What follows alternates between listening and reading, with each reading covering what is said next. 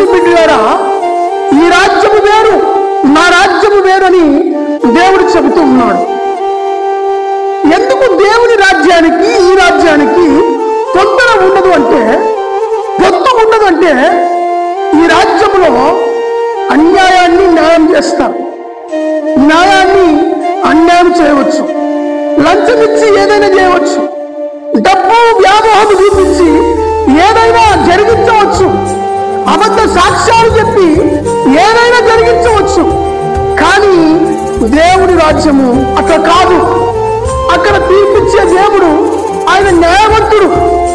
ఆ రాజ్యములో, దేవుడు స్థాపించిన రాజ్యములో నీతి, న్యాయము, ధర్మము మాత్రమే గెలుస్తాయి. అక్కడ లంచాలకు చోటు ఉండదు, అబద్ధాలకు స్థానం ఉండదు, అక్రమాలు అక్కడ పనిచేయవు, అవినీతి అక్కడ పనికిరాదు, లంచము ఎవ్వరు అక్కడ ముట్టుకోరు.